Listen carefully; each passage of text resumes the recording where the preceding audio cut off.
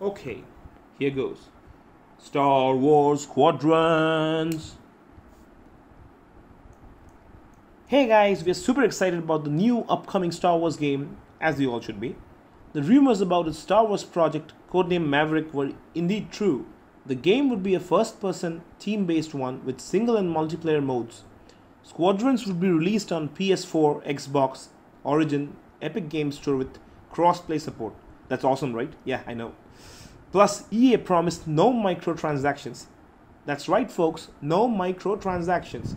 I know a lot of you, including myself, weren't happy when Battlefront 2 was launched due to microtransaction controversy. Plus, Battlefront 2 didn't do justice to those of us who loved Starfighter Assault Mode, and this should, to a large extent, fill that gap. The ships in the game are immensely customizable to fit your style of gameplay, but we'll come to that later. The single player mode spans across two story arcs, one with Empire following the Titan Squadron and the other one with Rebels following the Vanguard Squadron. Once the players have mastered all 8 Starfighters available on the game, they can move on to the multiplayer mode. The game would be a first-person one, and at this point, it is still not clear whether a third-person mode would be made available later or not. As can be seen from the trailers, the cockpit interface displays all the necessary information about the ship and its customization. A lot of people who prefer third person over first may feel an option to switch to third person should be made available later. The ships would be largely customizable, and the customizations would perhaps be unlocked through game credits or experience. It's still not clear at the point. As for the customizations, every ship can be customized the way the players want to. Stealth, speed, hull, laser and missile damage, everything can be customized, and one can be traded for another to fit the style of players' gameplay. On top of that, the 4 ships available in the game have their inherent roles to play, so a player can choose whatever they want and build their squadron accordingly. Multiplayer has 2 different modes: the dogfight, which would be 5 vs 5 deathmatch, and the heart of this game, fleet battles.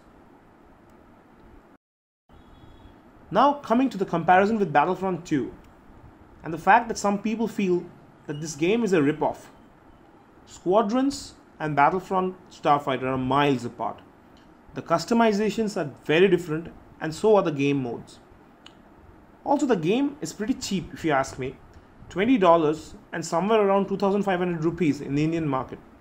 That's pretty cheap to me, considering what you're getting for the game and expecting EA would support the game with new updates.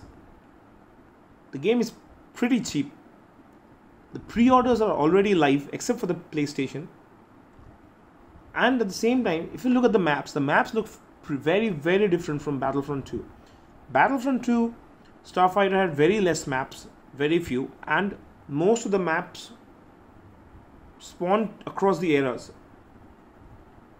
It is still not clear if there would be hero ships like we had in Battlefront 2.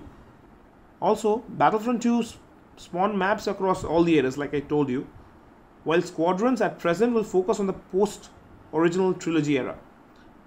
And since this game revolves around dogfights in space, all the updates in the game would focus on it, unlike Battlefront 2. In fact, if I remember correctly, Battlefront 2 never gave an update to the Starfighters mode. I'd definitely, for one, buy this game when it launches.